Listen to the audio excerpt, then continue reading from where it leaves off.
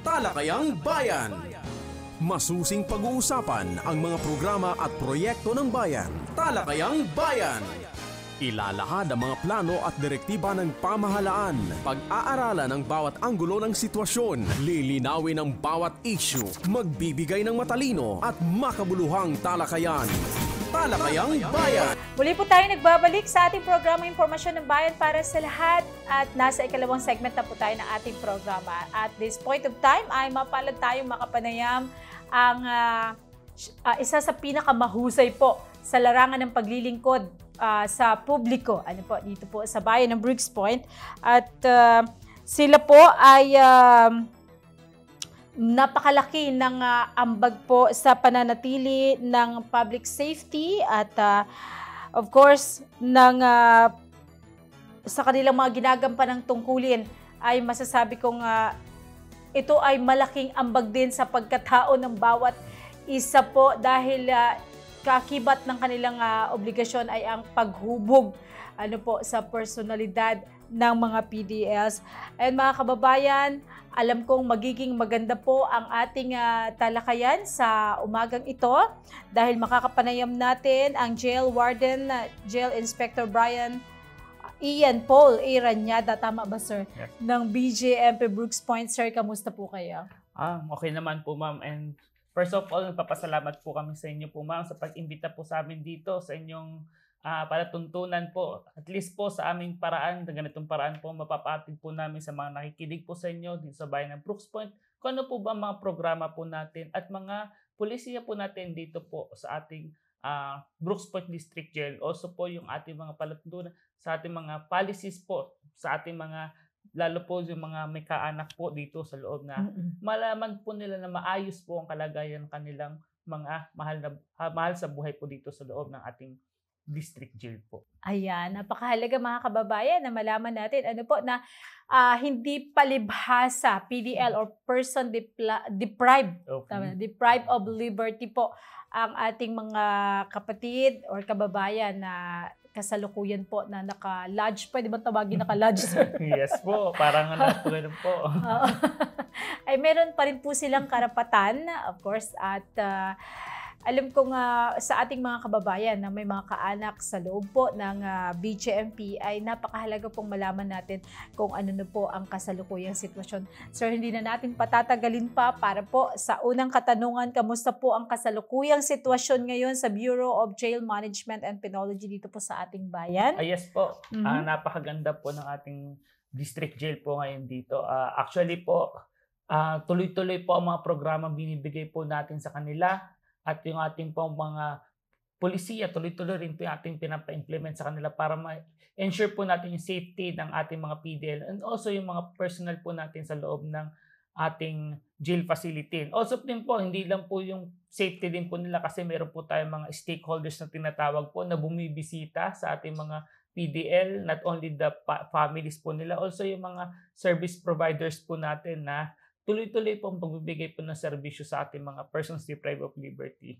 So, ngayon po talaga pong tuloy-tuloy po ini-improve pa po natin. Sabi ko nga po, ang security po ng ating jail facility is very dynamic. So, kailangan po natin continuous na ini-improve po para ma-ensure po natin ang safety po ng ating buong community po. Ayan. Sir, pwede nyo bang ma-share sa amin kung ilan na po ang bilang o total numbers po ng PDLs po ngayon? Yes po, as of now po, meron tayong 305 PDLs po. Ito po ay galing po sa iba't ibang bayan po dito sa Southern Palawan po, not only on Brooks Point po. Pero halos po kinikater po ng ating Brooks Point District Jail po is half of the Southern Palawan po na mga bayan po dito na kung saan po ang kanilang mga kaso po ay hearing po sa Regional Trial Court po na nandito po sa bayan ng Brooks Point. Ayan. Dahil meron na tayong RTC 165 dito po sa bayan ng Brooks Point at meron dumami din po ang bilang ng mga PDLs na naka-lodge po dito sa BJMP ng bayan ng Brooks Point. Sir, sa dami po nila, paano nyo po sila pinamamahalaan? Yes po. Buti nga po at mapalad po tayo ng ating facility po dito ay malaki po. So, hindi pa po natin makikitang overcrowded po ang ating mga facility po dito. Although we have a standard po na sinusunod sa UN standard po na 4.3 square meters per PDL po. Doon po sa criteria po na overcrowded po tayo. Pero pag makikita nyo po yung reality po at punta tayo sa facility po natin, is not ganun pong overcrowded na like nakikita po natin sa mga other jails na maliliit po na sobrang laki po ng jail population. So, sa atin po normally, maas po ang mga lagay po ng ating mga PDL po. And also nga po makikita po natin na kumbaga malamig pa o presko pa po sila sa loob po. Yes po. And so, baka mas gustuhin pa nilang magstay dyan, sir, ano? Kasi libre pagkain, libre tulugan. Libre kuryente. Libre kuryente.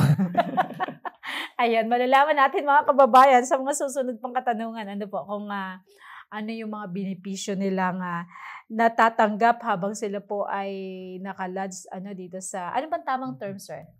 Actually po sa amin is nakakommit po. Ay, nakakommit, yes, okay. Oh. Pero actually po, masabi po natin sa long term, kung pwede nga po sana, sabi ko nga, ang ating jail facility is like learning institution na nga po siya. So, it's like a old term na po yung nakakommit. Like, temporarily detained or yun po. Detained po sa atin. Yun po yung mas ginagamit na po ng ating term po, detained.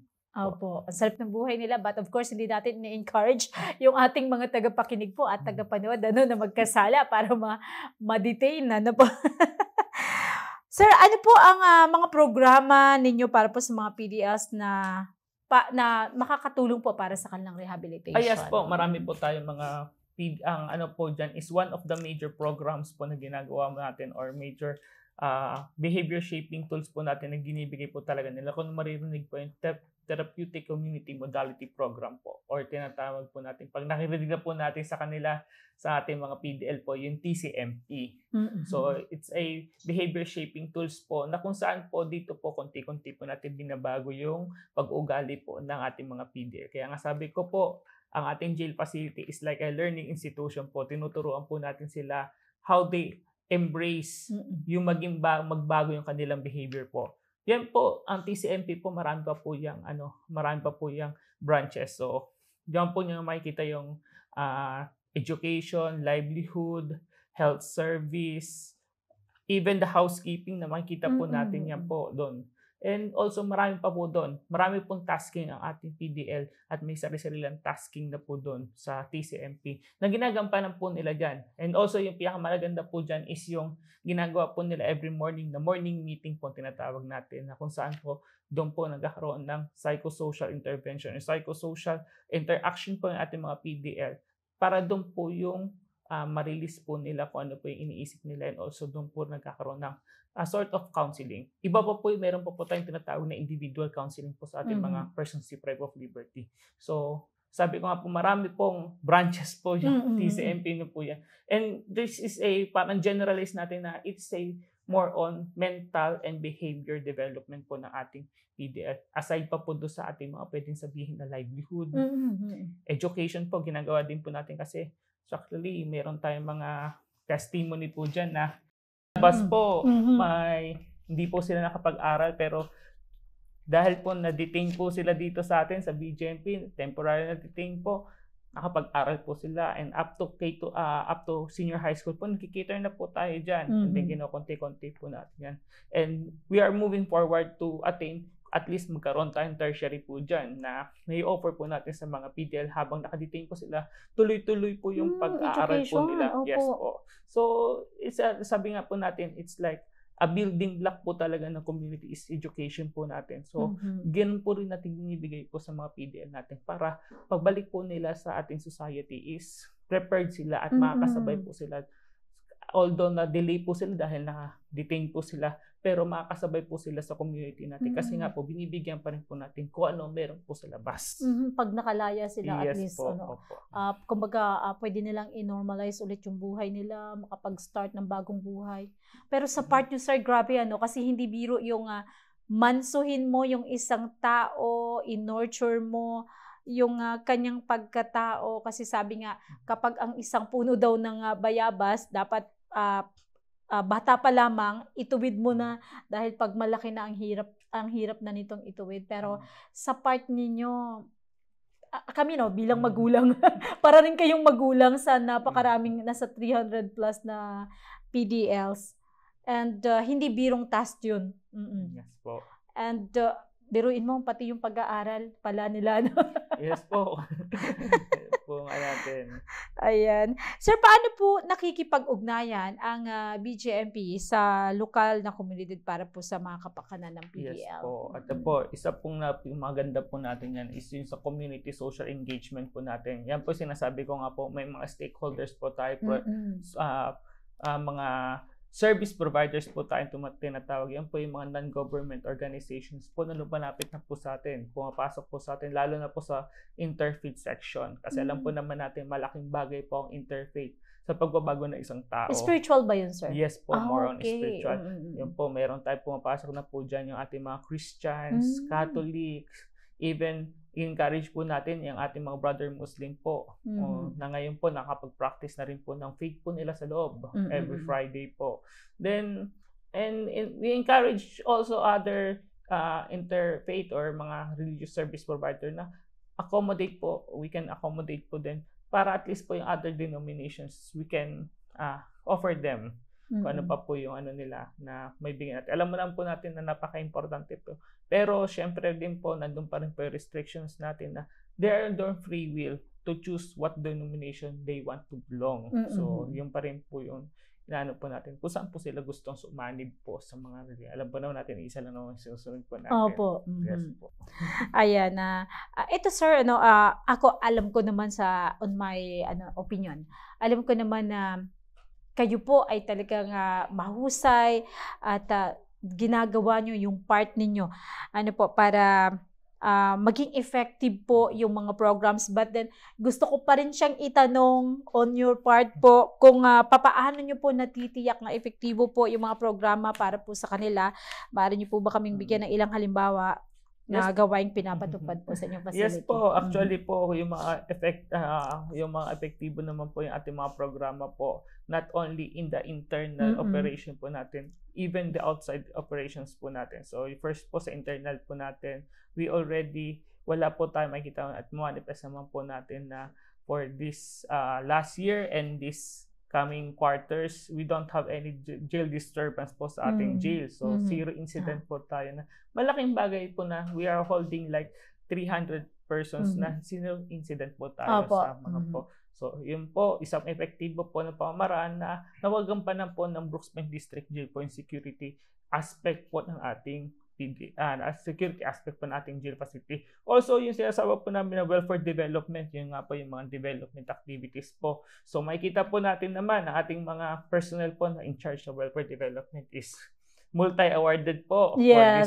for this year, for last year and this coming quarters po, and also possibly this coming quarters po and rating quarter po. So, ayan po makikita po natin. And also makikita rin po natin through the manifestation and testimony po ng mga lumaya po nating PDL na maganda po talaga yung So, but sabi ko nga, not all we can capture na mapagbago po natin. Pero hopefully po na mas great po yung number na pagbago. Kasi pero meron pa rin po tayo, although it's not official, but meron pa rin po tayo na determine na parang bumabalik po sa kanilang mga dating gawin po. So, yun nga po, as a type of reintegration program and visiting the former PDLs po. Kaya nga po yan po yung isa nating gustong ilapit or gusto nating i-establish po dito sa bayan ng Brooks Point na kung saan po pwede po natin dalawin yung mga dati po natin, yung mga former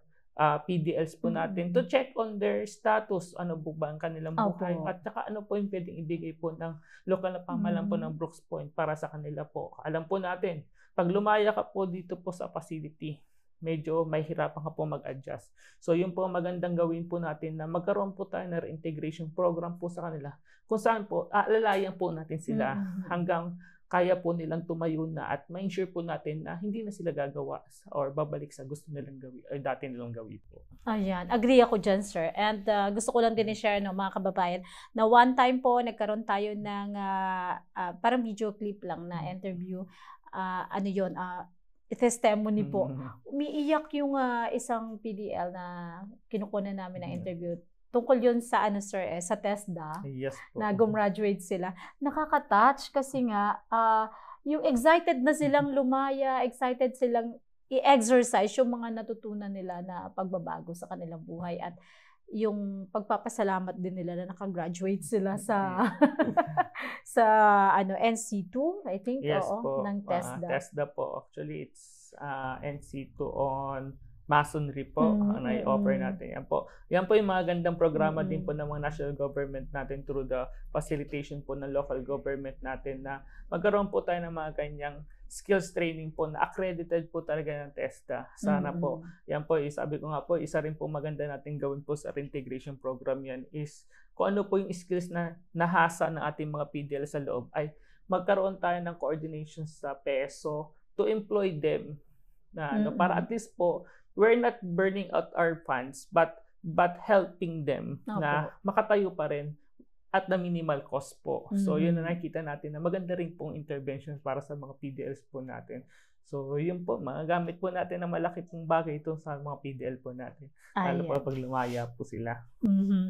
Sir, kung kami ang titingin, lalo na katulad nga po ng sinabi ko kanina, sa loob po ng labis isang taong panunungkulan ay parang napakadali sa inyo, multi-awarded at marami pong mga magagandang testimony. But then, ano po ang pangunahing mga hamon or challenges sa inyo bilang warden? Paano po ito kinakaharap or ino-overcome? Yes po, alam mo naman natin dito po sa atin sa gobyerno, we have a scarce resources po. So yun po, kailangan talaga po natin, we need to collaboration, connect to other government agencies, non-government agencies, civic organizations, para lang po ma-fulfill ko ano po yung hinihingi ng ating mga PDL para po ma-reform po sila. Kasi sabi ko, it is not just BJMP, it's not just the LGU, but it's a dapat whole community approach po ang gagawin natin. Kasi nga po hanggang sa dulo po sana, doon pong community ay siyang yayakap po sa mga PDL natin at hindi po gagawing stigmatized po na dahil sila dating former PDL is hindi tatanggapin ng society.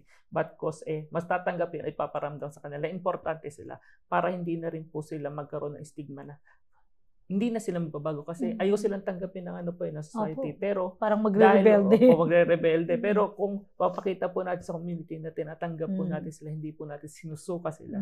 So, mataas ang possibility na marirealize na kailangan ko na magbago at kailangan ko maging productive member of society po. Ayan. And ito po, kalimitang tanong po ito ng ating mga kababayan na nais bumisita dyan po sa inyong sa facility, lalo na po sa mga PDL. Pwede po bang ma-share nyo sa amin kung ano-ano po yung mga patakaran po sa pagbisita po ng mga kaanak? Yes po, yan po. Maganda nga po yan. Masabi ulit po namin kasi po marami po tayong hindi po tumatama si schedule po ang ating kanal. Pero sabi ko nga po, nakakaano rin po sa ating damdamin na naghihintay po ng matagal. Ngunit ito po ay isang polisiya po. Para hindi rin po masagasaan yung iba pong programa na piniplement po natin sa ating mga PDLs po. So sabi ko nga po, Monday and Friday po, wala po tayong visitation po dyan sa ating mga PDL po. Whole day po yon. Then sa Tuesday, Wednesday, Thursday po, nag-i-start po yan ng 1:00 hanggang 5:00 po. So, yun po ang ating visitation. So, sana po makarating. At sa weekends po, Sabado at saka Linggo po, ay 8:00 hanggang 5:00 po ang ating PDL visitation po. Then po, sana po makabisit din po sila sa ating sa ating page po, Facebook page po, para makita rin po kung ano yung mga dapat na kasuotan ng gamitin. So, sana po mga formal po ang ating kasuotan or maayos po. Kasi po meron po tayong mga dress code na sinusunod.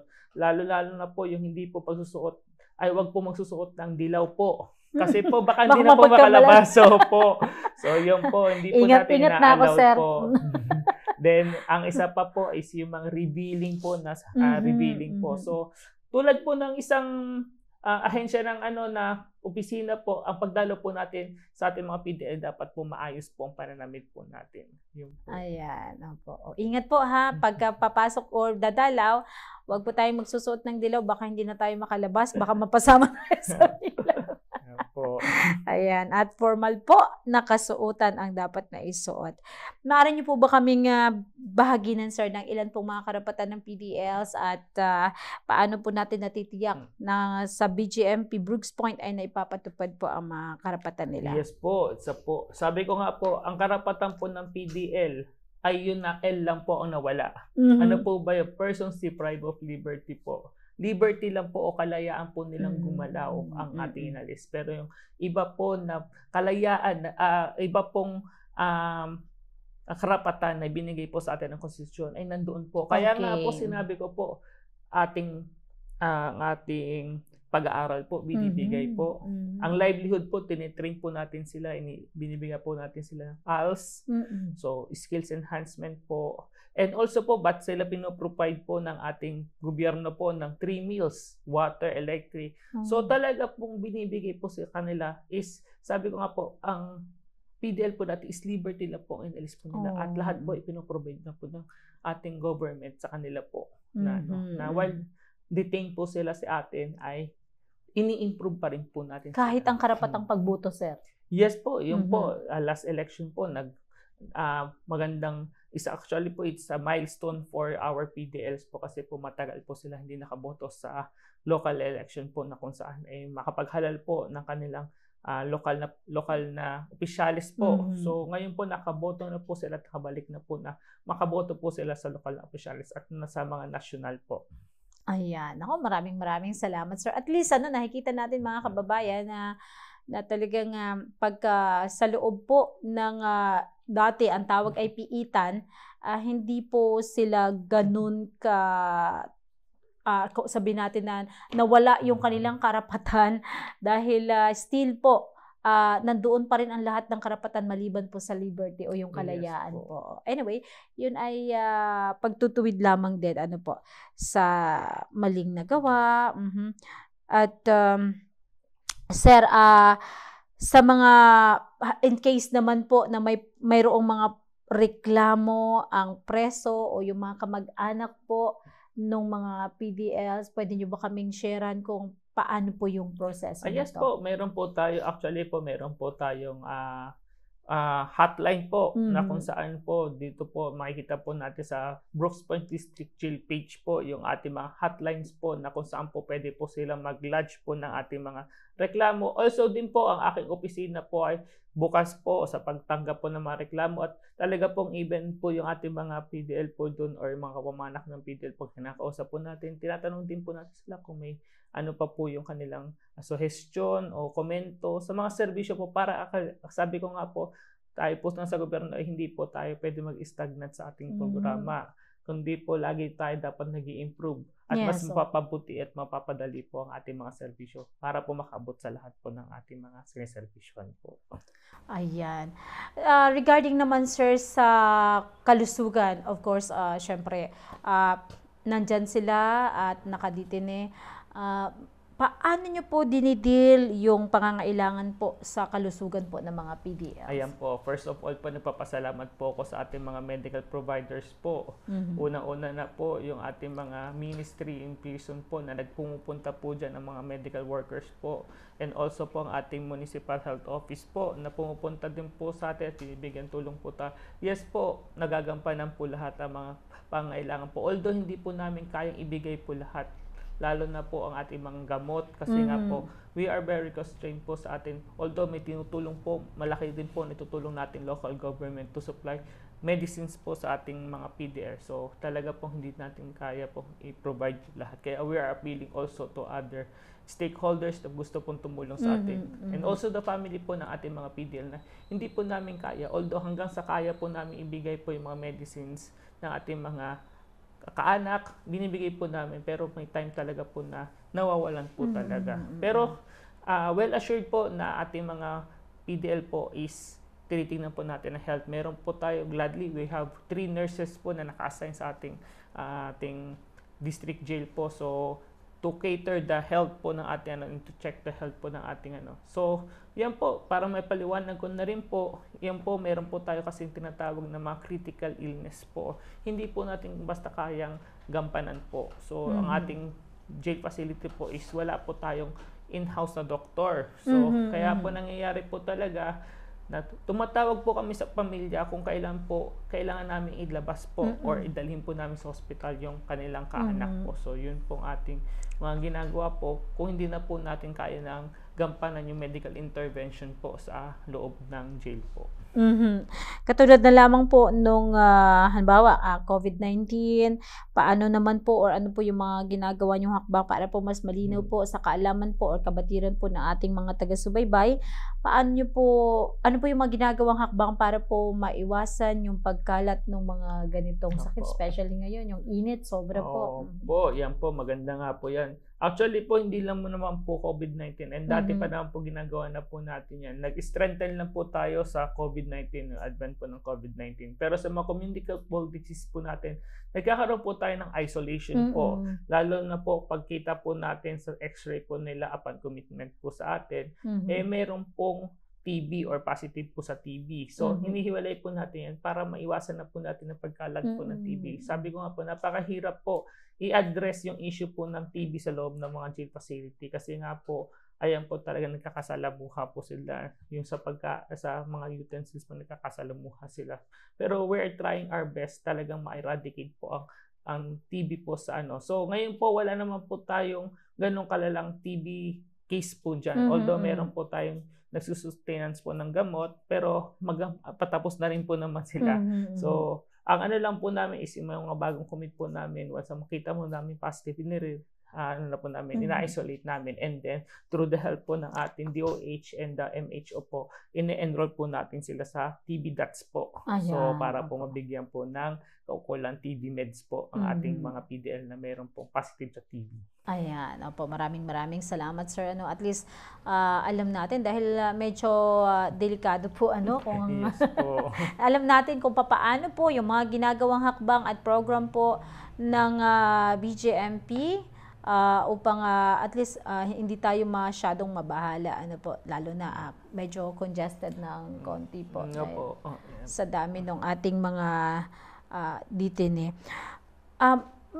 Tungkol naman sir sa kabuhayan, meron bang mga programang pangkabuhayan para po sa PDL? Yes po, makikita po natin to. Meron po tayong, una po, ipropromote ko muna po yung BJMP Brooks Point District Jail Livelihood Products. So, yun po, meron po tayong page. Pwede po tayo mag-order po doon ng different handicraft po nila na makikita po natin. Very unique po yung mga handicrafts po nila at maganda po yung gawa. So yan po, isa po sa mga programa po natin yan is nagtatag po tayo ng livelihood po and also nagkaroon din po tayo ng binuo din po natin yung parang association po under DOLE ng mga livelihood product na po. So para po yung mga tulong din po ng ating ng national government po natin, makakahingi rin po tayo ng assistance. It's also din po sa local government po natin para ma-enhance po natin yung livelihood product ng ating mga PDL. Sabi ko nga po, kulang pa po yun. Pwede pa po tayo, may mga other skills pa po tayo na pwedeng i-hone po sa ating mga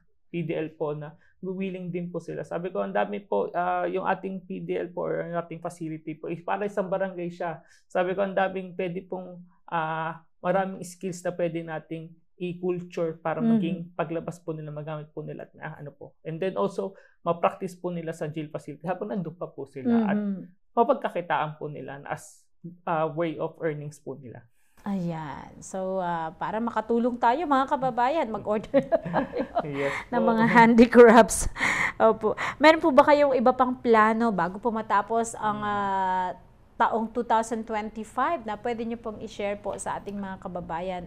Baka sakaling makatulong ang ating mga tagapakinig sa mga programa. First of all po, ang isa ko sana gusto matapos po, bago matapos po itong taon po ng 2025 is may strengthen po yung ating reintegration program po.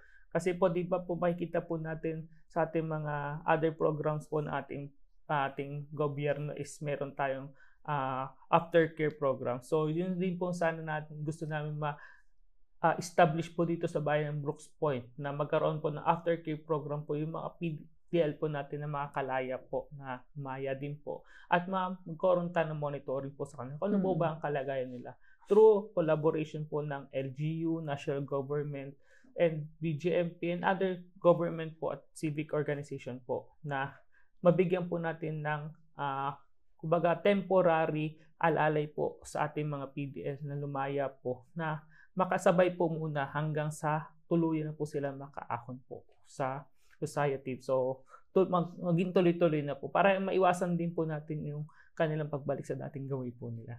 Ayan, ako Sir Paul, napakarami pa nating dapat pag-usapan at napakasarap makipagkwentuhan dahil pati ako marami rin pong natututunan, pero dahil sa limitado po ang ating oras, ibibigay ko po sa inyong pagkakataon, baka po may mga karagdagan pa po kayo. Ayun po, actually po, nananawagan po ako sa lahat ng mga pwede pa pong tumulong, pwede po kayo sumadya sa aming opisina po, para po kung ano po yung pwede nyo pong maitulong sa ating mga PDS. Sabi ko nga po, kailangan po natin sila. At wag po natin silang bigyan ng stigma or mas ano po ba, itaboy. Because gawin po natin is tulungan po natin sila makabangon para maging isang katulad ng isang society na lahat po tayo sabay-sabay nag-grow on lumalago po na wala po natin na iiwan. So, on that aspect po is pwede po natin matin yung sinasabi natin na lasting peace and safer community po. Ayan. Maraming salamat po, Sir Paul Brian, Jail Warden, Jail Inspector Brian Ian Paul A. Ranyada. Sir, maraming salamat. Paiksiin ko na lang, Sir Paul. Maraming salamat po sa inyong oras at of course, alam kong hindi po ito ang huli. Marami pa po tayong pag-uusapan pa sa mga susunod na pagkakataon. Mga kababayan, dyan na po nagtatapos ang ating mahalagang pakikipagpanayam sa ating mahal na panauhin ngayong umaga. Susunod na po ang Serbisyong Bayan pagkalipas lamang po ng ilang sandali. Talakayang Bayan. Masusing pag-uusapan ang mga programa at proyekto ng bayan. Talakayang Bayan. Ilalahad ang mga plano at direktiba ng pamahalaan. Pag-aaralan ang bawat anggulo ng sitwasyon. Lilinawin ang bawat issue. Magbibigay ng matalino at makabuluhang talakayan. Talakayang Bayan.